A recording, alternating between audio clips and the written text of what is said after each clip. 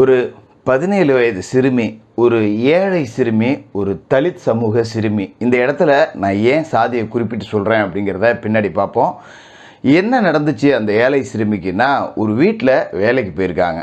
அந்த பெண்ணுக்கு, அந்த சிறுமிக்கு பேப்பரில் நெருப்பை பற்ற வச்சு வாயில் சூடு வைக்கிறது, சிகரெட்டை குடிச்சிட்டு அங்கங்கே உடம்பு ஃபுல்லாக சூடு வைக்கிறது, கத்திரிக்கோலை எடுத்து உடம்பு முழுக்க கிழிச்சு வச்சுருக்கானுங்க. அந்த சிறுமி தலைமுடிகள் எல்லாமே வெட்டப்பட்டிருக்கு. கிட்டத்தட்ட கொத்தடிமையாக ஒரு சிறுமியை நடத்தியிருக்காங்க. இந்த சம்பவம் எங்கேயோ குஜராத்லேயோ உத்தரப்பிரதேசத்துலேயோ நடந்திருந்தா, இந்த சங்கிகளோட ஆட்சியே இப்படி தான் கொடுமை பண்ணுவானுங்க, இவனுங்க மனித மிருகங்கள் அப்படின்னு எல்லா ஊடகங்களும் ஒப்பாரி வச்சுருப்பாங்க. ஆனால் இது நடந்தது நம்ம தமிழ்நாட்டில். யார் வீட்டில் நடந்திருக்கு அப்படின்னா, ஆளும் கட்சியான திமுகவோட பல்லாவரம் சட்டமன்ற உறுப்பினர் கருணாநிதி அவர்களோட மகன் வீட்டில் தான் இந்த ஏழை சிறுமிக்கு இவ்வளவு கொடுமைகள் அப்படிங்கிறது நடந்திருக்கு.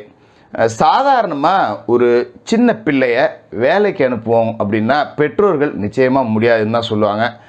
எந்த அளவுக்கு அவன் ஏழ்மையில் இருந்திருந்தா தன்னோட பெண் பிள்ளைய ஒரு எம்எல்ஏ வீட்டுக்கு வேலைக்கு அனுப்பியிருப்பாங்க.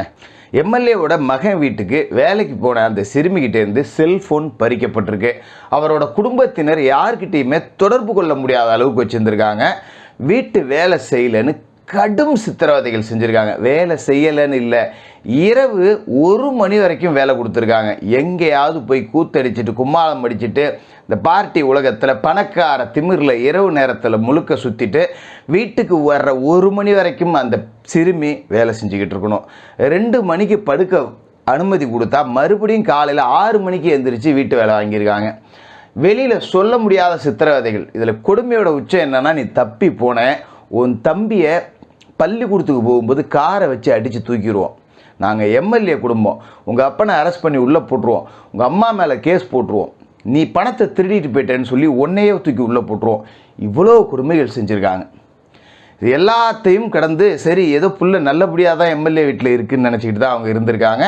பெரிய வீட்டில் இருக்க அப்படிங்கிறதால தொடர்ச்சியாக அவங்களால தொடர்பு கொள்ளவும் முடியாத ஒரு சூழல் அப்படிங்கிறது இருந்திருக்கு. இவங்க கூப்பிட்டுக்கிட்டே இருக்காங்க அந்த சிறுமியோட பெற்றோர்கள். அவங்க, அதாவது அந்த எம்எல்ஏவோட மகன் குடும்பத்தினர், எங்கள் வீட்டில் ஒரு கல்யாணம் நடக்க போகுது, இப்போலாம் நாங்கள் அனுப்ப முடியாது, இன்னும் வேலை இருக்குது எங்கள் வீட்டில் அப்படின்னு சொல்லி தொடர்ச்சியாக இந்த சிறுமியை அனுப்பாமே இருந்திருக்காங்க. ஆனால் ஒரு கட்டத்திற்கு மேலே அந்த பெற்றோர் பொங்கல் விழா வருது, எங்கள் கிராமத்தில் பொங்கல் பண்டிகை தான் ரொம்ப சிறப்பு, போன பொங்கலுக்கு வீட்டில் இருந்த பொண்ணு இந்த வாட்டி இல்லைன்னா நல்லா இருக்காது, நீங்கள் அனுப்பியே ஆகணும் அப்படின்னு சொல்லி ஒத்த காலில் அடம் பிடிக்கவும் வேறு வழி இல்லாமல் அந்த பெண்ணை கொண்டு போய் உளுந்தூர்பேட்டையில் அவங்க கிராமத்தில் இறக்கி விட்டு வந்திருக்காங்க. அங்கே போய் பார்த்தா தன் பெத்த மகளுக்கு உடல் முழுக்க காயம், நெகத்தால் கீர்னது, கத்திரிக்கோளால் கீர்னது, முடியை வெட்டினது, சூடு வச்சது, இப்படி ஏகப்பட்ட தழும்புகள், உடம்பு முழுக்க ரணம். மருத்துவ சிகிச்சைக்காக உளுந்தூர்பேட்டையில் இருக்கக்கூடிய மருத்துவமனைக்கே கூட்டு போயிருக்காங்க. அங்கே அட்மிஷன் ரிப்போர்ட் எழுதப்பட்டிருக்கு. எதனால இந்த காயம்லாம் வந்துச்சு, இது தானாக வந்த காயம் மாதிரி தெரியலையே அப்படின்னு சொல்லும்போது தான் இந்த சிறுமி எல்லாத்தையும் சொல்லி கதறியால் இன்றைக்கி அந்த விஷயம் வெளியில் வந்திருக்கு. ஆனால் இந்த நொடி வரை முதல் தகவல் அறிக்கை அப்படிங்கிறது பதியப்படலை. இது எவ்வளோ பெரிய ஒரு விஷயம் பார்த்தீங்களா? ஒரு சிறுமி கொத்தடிமை மாதிரி நடத்தியிருக்காங்க. கிட்டத்தட்ட கொத்தடிமை தான். இதில் இன்னொரு கொடுமையோட உச்சம் என்னன்னா, அந்த சிறுமியை கொண்டு விடும்போது ஒரு வக்கீல்கிட்ட கூட்டு போய் 2 லட்சம் ரூபாய் முன்பணம் வாங்கின மாதிரி எழுதி கையெழுத்து வாங்கியிருக்காங்க. வேறு வழி இல்லாமல் அந்த சிறுமியும் கையெழுத்து போட்டு வந்தேன் அப்படின்னு சொல்லி கண்ணீர் மல்க பேட்டி கொடுத்துக்கிட்டு இருக்கு. இந்நேரம் இது எங்கேயாவது உத்தரப்பிரதேசத்துலேயோ குஜராத்லேயோ இல்லை டெல்லியிலையோ நடந்திருந்தா நம்ம திருமாவளவன் எல்லாம் ஆட்டமாக ஆடி தீர்த்திருப்பார். அதுக்காக தான் நான் குறிப்பிட்டு பட்டியல் சமூக பெண் அப்படின்னு சொன்னேன், பட்டியல் சமூக சிறுமி அப்படின்னு சொன்னேன். அந்த சிறுமியோட முகத்தை காட்ட கூட எனக்கு மனசு இல்லை. அந்த சிறுமியோட வீடியோவே இருக்குது, அது வேண்டாம் அப்படிங்கிறதால தான் போடலை. அந்த சிறுமியை அந்த அளவுக்கு சித்திரவதை பண்ணியிருக்கானுங்க. இந்நேரம் திருமாவளவன் ஏதோ ஒரு மாநிலத்தில் நடந்திருந்ததுன்னா ஆட்டமாக ஆடி தீர்த்திருப்பார்.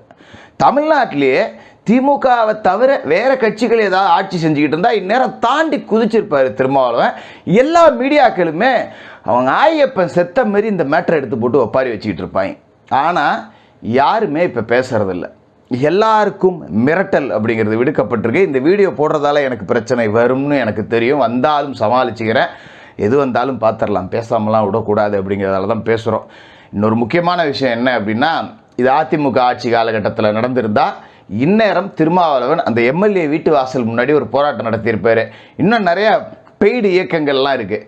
ஐயையோ, தாழ்த்தப்பட்ட சிறுமிக்கு இப்படி ஒரு கதியா, ஆணவத்தை பாரீர், சனாதனவாதிகளின் பாசிசத்தை பாரீர் அப்படின்னு அங்கே போய் ஆர்ப்பாட்டம் நடந்திருக்கும். அந்த பெண்ணோட சொந்த ஊரில் ஆர்ப்பாட்டம் நடந்திருக்கும். சம்பந்தப்பட்ட எம்எல்ஏ மையனை கைது செய்ய சொல்லி தமிழகம் முழுக்க ஆர்ப்பாட்டம் நடந்திருக்கும். எல்லா மீடியாக்கள்லையும் ஒப்பாரி நடந்திருக்கும். ஆனால் இப்போ ஏன் நடத்தப்படலை? திமுக ஆட்சியிலேயே வேற கட்சி எம்எல்ஏக்கள் இல்லை வேற யாரோ ஒருத்தர் செஞ்சிருந்தா கூட இந்நேரம் ஆர்ப்பாட்டம், போராட்டம், விவாதம்னு களை கட்டியிருக்கோம். மாறா இப்போ அமைதியாக இருக்காங்க. ஒரு அஜெண்டா, ஒரு பட்டியல் சமூகத்துக்கு நாங்கள் தான் அங்கீகாரம் கொடுக்கக்கூடியவர்கள் அப்படின்னு சொல்லி அரசியல் செய்யக்கூடிய அத்தனை பேரையுமே சேர்த்து சொல்கிறேன். இவங்க எல்லாருமே என்ன தெரியுங்களா, அடங்க மறு அத்து மீறு அப்படிங்கிறதெல்லாம் அடுத்தவன் ஆளும்போது தங்களோட கூட்டணியில் ஒரு பிரச்சனை வந்ததுன்னா முட்டுக்குடு மூடிக்கிட்டு படு அப்படிங்கிறது தான் அவங்களோட வரலாறாக இருக்கும். இப்போ இந்த சிறுமிக்கு கட்ட பஞ்சாயத்துகள் பேசக்கூடிய வேலைகள் அப்படிங்கிறதும் மறைமுகமாக நடக்குது. இன்னை வரைக்கும் எஃப்ஐஆர் போடப்படலை. அது இல்லாமல் சம்பந்தப்பட்ட அந்த எம்எல்ஏ கருணாநிதி அவர்கள் அந்த உளுந்தூர்பேட்டையில் இருக்கக்கூடிய திமுக எம்எல்ஏ தொடர்பு கொண்டு பேசி அங்கே இருக்கக்கூடிய நம்ம தலித் சமூக மக்களுக்கு நாங்கள் தான் பாதுகாப்புன்னு சொல்லிக்கக்கூடிய பெருமை பீத்திக்கக்கூடிய கட்சிகளோடு சேர்ந்துக்கிட்டு சமாதானம் பேசக்கூடிய வேலைகள், மறைமுக மிரட்டல் விடுக்கக்கூடிய வேலைகள் அப்படிங்கிறதும் நடக்குது. அந்த சிறுமி தாக்கப்பட்டேன், நெருப்பால் சூடு வைக்கப்பட்டிருக்கேன், இப்படி பக்கம் பக்கமாக சொல்லியிருக்காங்க. அது உண்மை பொய் அப்படிங்கிறத விசாரணை செய்ய வேண்டிய அதிகாரிகள் இந்நேரம் எஃப்ஐஆர் போட்டு விசாரணை செஞ்சுருக்கணுமா இல்லையா? அந்த பெண் மேலே தப்பாக இருக்கட்டும், அது வேணும்னு எம்எல்ஏவோட மகன் மேலே பணம் பறிக்கும் நோக்கத்தோடு இப்படி ஒரு புகார் சொல்கிறாங்க அப்படின்னு கூட ஒரு வாதம் வச்சுக்கோமே. வாதத்துக்கு விசாரித்தாதாங்க தெரியும்.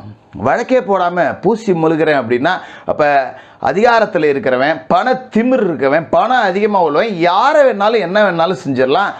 காவல்துறையினர் நடவடிக்கை எடுக்க மாட்டாங்களா? சட்டம் தூங்கிக்கிட்டு இருக்கா?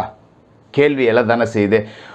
வாயில் சூடு வச்சு மிளகாத்தூளை கரைச்சி ஒரு சொம்பு லிட்டராக குடிக்க சொல்லியிருக்கானுங்க. வயிறு எரிஞ்சு அந்த பிள்ளை கத்தி கதறுவேன்னு சொல்லும்போது கேட்குற நமக்கு துடிச்சு போகுது. இது எங்கேயோ சிங்கள இராணுவத்தினர் ஈழத்தமிழர்களுக்கு செஞ்ச கொடுமை இல்லை, இந்த வீரப்பன் விவகாரத்தில் கர்நாடக அதிரடிப்படை செய்த கொடுமைகள் இல்லை. ஒரு எம்எல்ஏ மகன் தன்னோட வீட்டு வேலைக்கு வந்த ஒரு ஏழை சிறுமிகிட்ட செய்த ஒரு சைக்கோத்தனமான இல்லை, சைக்கோவே தான். இவங்க எல்லாமே மனித மிருகங்கள். புழுத்து தான் சாவுவாங்க. அந்த பெண் குழந்தை பேசுகிறத பார்த்திங்கன்னா ரொம்ப கேட்குறதுக்கே மனசு கஷ்டமாக இருக்குது. ஆனால் 10 காசு போகாத விஷயத்துக்கெல்லாம் ஒப்பாரி வைக்கக்கூடிய நம்ம ஊடகங்கள் இதை எடுத்து பேசுகிறதுக்கு யாருக்காவது தகுதி இருக்கா? யாருக்காவது துப்பு இருக்கா? அண்டாக்கள், குண்டாக்கள், வால்வீச்சு, வேல்வீச்செலாம் இருக்கும். அப்படியே சாதாரண ஒரு விஷயத்தை பார்த்து வயிறு எரிதும்பானுங்க, புகையுதும்பானுங்க, நீங்களாம் மனுஷங்களாடா அப்படிம்பானுங்க. ஆனால் இந்த மாதிரி ஒரு விஷயத்துக்கு வாயே திறக்க மாட்டானுங்க.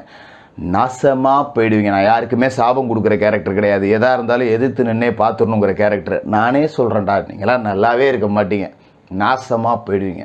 இந்த விஷயத்தை உங்களோட பகிர்ந்துக்கணும் அப்படிங்கிறதுக்காக தான் இந்த வீடியோ. அடுத்தடுத்து இந்த விவகாரத்தில் என்ன நடக்குது அப்படிங்கிற தகவலையும் நான் உங்களுக்கு கொடுக்குறேன்னு சொல்லிக்கிட்டு இந்த வீடியோவை நிறைவு செய்கிறேன்.